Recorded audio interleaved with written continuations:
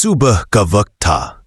आसमान में सूरज की हल्की किरणें झांकने लगी थीं, लेकिन सरू के चेहरे पर अब भी रात की बेचैनी साफ दिख रही थी।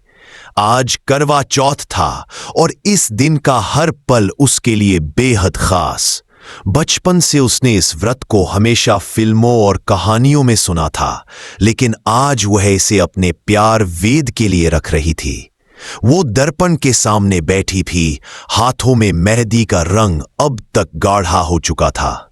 उसके हथेलियों पर साफ साफ लिखा था वेद, मगर दिल के किसी कोने में डर था, क्योंकि अब वेद बदल चुका था। उधर दूसरी तरफ अनिका, जो कभी सरू की दोस्त हुआ करती थी, अब उसकी सबसे बड़ी प्रतिद्वंद्वी बन गई थी। अनिका ने भी उसी दिन उसी वक्त वेद के नाम का करवा चौथ का व्रत रखा था, लेकिन फर्क सिर्फ इतना था कि वेद को अब सरू याद ही नहीं थी। हाँ, कुछ महीने पहले एक हादसे ने सब कुछ बदल दिया था। उस एक्सीडेंट के बाद डॉक्टर ने बताया था कि वेद अपनी रीसेंट मेमोरी खो चुका है। उसे सिर्फ कुछ पुरानी बातें याद है और उन्हीं में अनिका शामिल थी। सरू के लिए यह किसी झटके से कम नहीं था। वो जिसे अपना जीवन साथी मान चुकी थी, आज उसे पहचान तक नहीं रहा था। शाम होते ही पूरे घर में रौनक थी। औरतें सज धज कर पूजा की तैयारी कर रही थीं। घर के आंगन में मिट्टी के दिए जलाए गए थे और आसमान में चांद के निकलने का इंतजार हर चेहरे पर झलक रहा था। सरू ने भी लाल साड़ी पहन रखी थी, वही साड़ी जो कभी वेद ने खुद उसे दी थी। उसकी आंखों में उम्मीद की चमक थी और दिल में बेचैनी। तभी बाहर से हंसी की आवाज आई। वो पलट कर देखती है, वेद और अनिका साथ खड़े थे। अनिका के हाथ में थाली थी और वेद उसके पास खड़ा मुस्कुरा रहा था। यह दृश्य देखकर सरू का दिल टूट गया। उसने खुद को संभालने की कोशिश की, लेकिन आंखों से आंसू बह निकले। वो धीरे धीरे आगे बढ़ी और बोली, वेद जी, आज मेरा व्रत आपने ही तो खोलना था। आपने मुझसे वादा किया था। वेद ने चौंक कर उसकी तरफ देखा। क्या बकवास है ये, मैं तुम्हें जानता तक नहीं। अनिका ने ताना मारते हुए कहा, सपने देखने की भी एक हद होती है सरू। वेद मेरा है और मेरा ही रहेगा। वो मुस्कुराई और वेद की ओर देखकर बोली, चलिए वेद जी, करवा माता की पूजा का वक्त हो गया है। वेद अनमने ढंग से उसके साथ चल पड़ा। सरू वहीं खड़ी रह गई, टूटे दिल और अध। सरू के शरीर में सिहरन दौड़ गई। नहीं, मैं वेद को कुछ नहीं होने दूंगी, उसने निश्चय किया। वो कमरे में गई और वह स्मार्ट वॉच उठाई जो कभी वेद ने उसे गिफ्ट की थी। उसमें वेद की लोकेशन ट्रैकर लगा था। उसने वॉच ऑन की।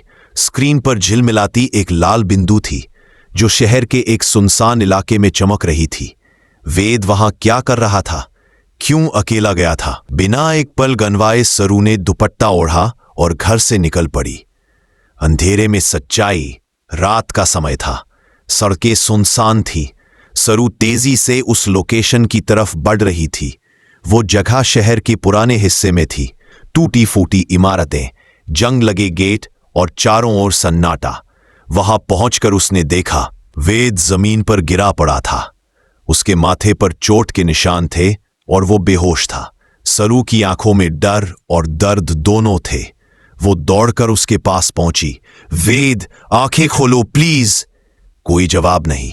वो तुरंत पानी छिड़कती है, फिर धीरे से उसे संभाल कर अपनी गोद में रखती है। कुछ देर बाद वेद की पलकों में हलचल हुई। वो धीरे से बोला, सरू। सरू की सांस थम गई। तुम्हें मेरा नाम याद है? वेद ने। रात गहराती जा रही थी। हल्की हवा में ठंडक थी और कहीं दूर मंदिर की घंटियां बज रही थीं, लेकिन सरू के दिल में तूफान मचा हुआ था। वेद अब भी उसकी गोद में बेहोश पड़ा था। उसने बड़ी मुश्किल से ऑटो रोका और किसी तरह वेद को घर ले आई। डॉक्टर को बुलाया गया। कुछ ही देर में डॉक्टर पहुंचे। उन्होंने चेकअप किया और गंभीर आवाज में कहा, सरू जी, ये बहुत खतरे में है। इनका सिर जोर से टकराया है। आपको बताया गया था कि इनकी याददाश्त बहुत कमजोर है, लेकिन अब ये मामला और बिगड़ गया है। इन्हें मानसिक तनाव से दूर रखना होगा। अगर आपने इन्हें झटका दिया तो ये सब कुछ भूल भी सकते हैं।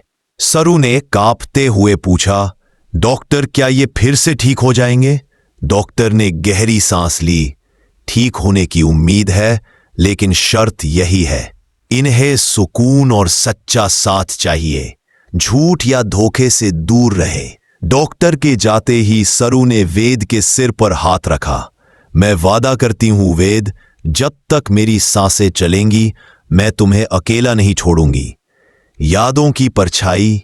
अगले दिन सुबह जब वेद को होश आया तो कमरे में वेद की हालत में सुधार। उधर सरू ने वेद की देखभाल में दिन रात एक कर दिया था।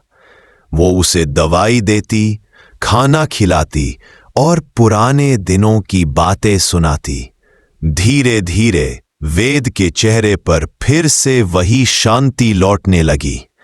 एक दिन शाम को वेद ने कहा, सरू, क्या तुम मुझसे कुछ छुपा रही हो?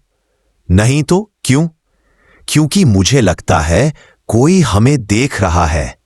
हर बार जब मैं बाहर जाता हूं कोई परछाई पीछा करती है। सरू थोड़ा डर गई, लेकिन मुस्कुराने की कोशिश की।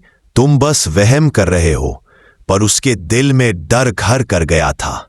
रात को उसने घर के बाहर कैमरा लगाया और जो उसने अगली सुबह देखा उसने उसकी रूह कपा दी। कैमरे में साफ दिख रहा था कि रात के अंधेरे में कोई काली गाड़ी, लेकिन खो जाने का भी। सरू की सांस थम गई। वो बोली, डॉक्टर, बस इतना कर दीजिए कि ये मेरी आंखों के सामने रहे, बाकी सब मैं संभाल लूंगी। प्यार की कसौटी। रात में सरू वेद के बिस्तर के पास बैठी थी। वेद की आंखें बंद थीं, पर उसके चेहरे पर शांति थी।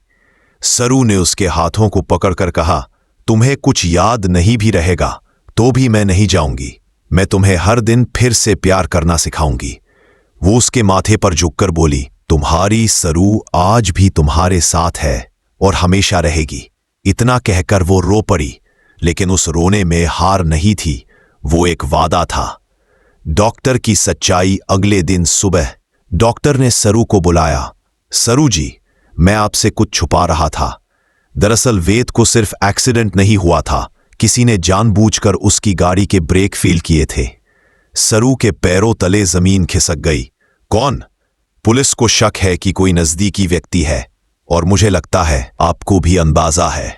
सरू के जहन में सिर्फ एक नाम गूंजा, अनिका। अब कहानी अपने असली मोड़ पर थी। सरू के सामने दो रास्ते थे, या तो वो चुप रहे और वेद। उसी रात अस्पताल से फोन आया। डॉक्टर की आवाज कांप रही थी, सरू जी, वेद की हालत अचानक बिगड़ गई है, आप तुरंत आइए। वो सब कुछ छोड़कर अस्पताल पहुंची। वेद ऑक्सीजन पर था, चेहरे पर सफेदी छाई हुई थी। डॉक्टर बोले, शरीर तो ठीक हो जाएगा, लेकिन मस्तिष्क का असर गहरा है। अब इन्हें या तो सब कुछ याद आ सकता है या हमेशा के लिए भूल सकते हैं। सरू ने वेद का हाथ थामा और बोली, वेद, मैं यहां हूं, तुम्हारी सरू, याद है ना? कुछ पल की चुप्पी रही। फिर वेद की उंगलियां हल्की सी हिली। उसने आंखें खोलीं और बहुत धीमी आवाज में कहा, सरू। सरू के आंसू झरझर गिरने लगे। हाँ वेद, मैं हूं, तुम्हारी सरू। वेद ने कमजोर मुस्कान दी। मुझे सब याद है, तुम, हमारा पहला मिलना, वो वॉच, वो व्रत, सब। उस पल सरू का दिल जैसे फिर से धड़कने लगा। नई सुबह, नई शुरुआत। कुछ हफ्तों बाद वेद पूरी तरह से स्वस्थ हो गया। वो और सरू मंदिर पहुंचे, वहीं जहां से उनकी कहानी शुरू हुई थी। सरू ने हाथ जोड़े और कहा, करवा माता, इस बार मेरा व्रत अधूरा नहीं रहेगा। वेद ने उसकी ओर देखकर कहा, पर